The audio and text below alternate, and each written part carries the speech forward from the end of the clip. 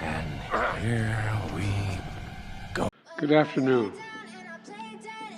You know, there are moments in this life, I mean this literally, when the pure, unadulterated evil is unleashed on this world. The people of Israel lived through one such moment this weekend. The bloody hands of the terrorist organization Hamas, a group whose stated purpose for being is to kill Jews. This was an act of sheer evil. More than 1,000 civilians slaughtered, not just killed, slaughtered in Israel. Among them, at least 14 American citizens killed. Parents butchered, using their bodies to try to protect their children. Stomach-turning reports of babies being killed. Entire families slain. Young people massacred while attending a musical festival to celebrate peace. Women raped, assaulted, paraded as trophies.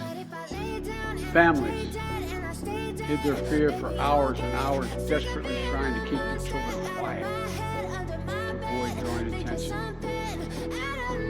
Thousands of wounded, alive but carrying with them the bullet holes and the shrapnel wounds and the memory of what they endured. You all know these traumas never go away. There's still so many families desperately waiting to hear the fate of their loved ones, not knowing if they're alive, dead, or hostages. Infants in their mother's arms, grandparents in wheelchairs, Holocaust survivors abducted and held hostage. Hostages whom Hamas has now threatened to execute in violation of every code of human morality. It's abhorrent. The brutality of Hamas, bloodthirstiness brings to mind the worst rampage devices. This is terrorism. But sadly, for the Jewish people, it's not new. This attack has brought to the surface painful memories and the scars left by a millennia of anti-Semitism and genocide of the Jewish people. So in this moment, we must be crystal clear.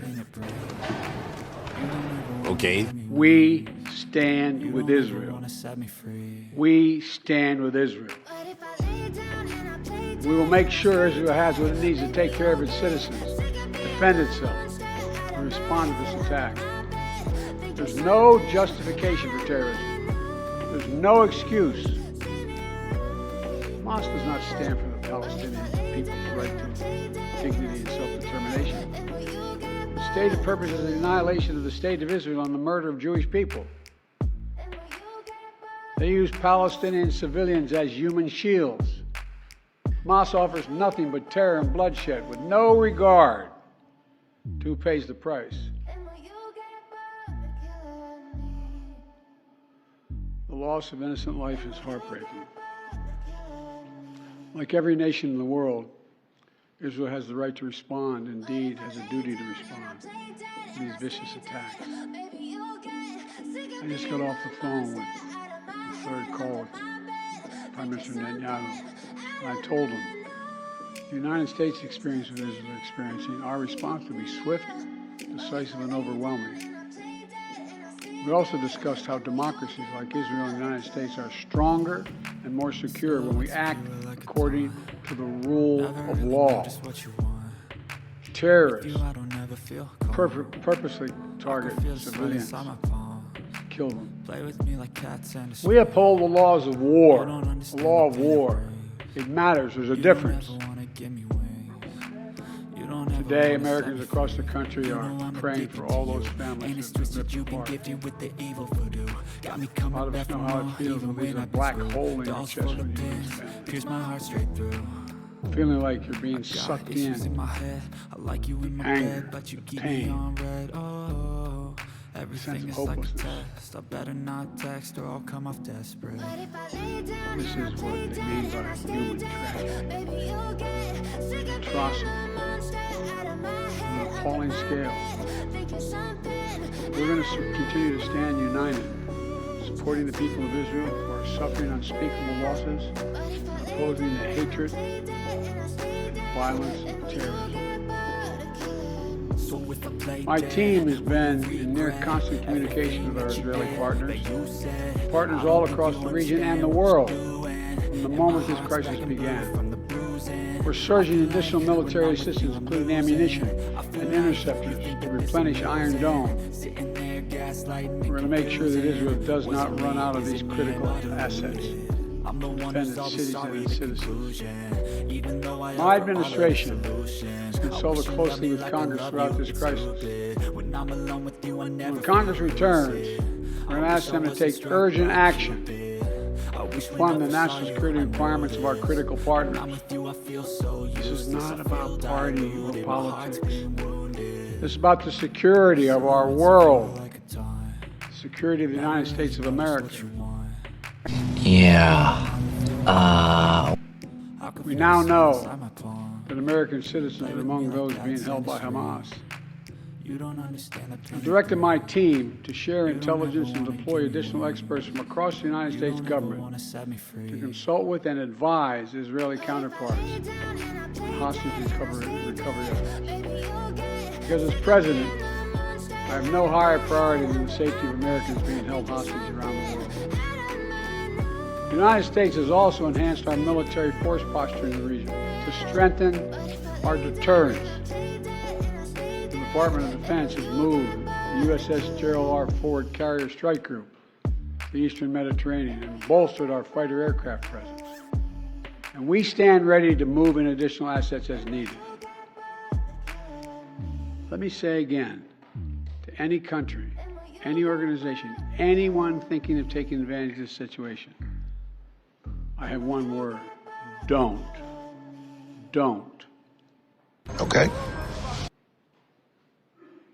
Our hearts may be broken, but our resolve is clear.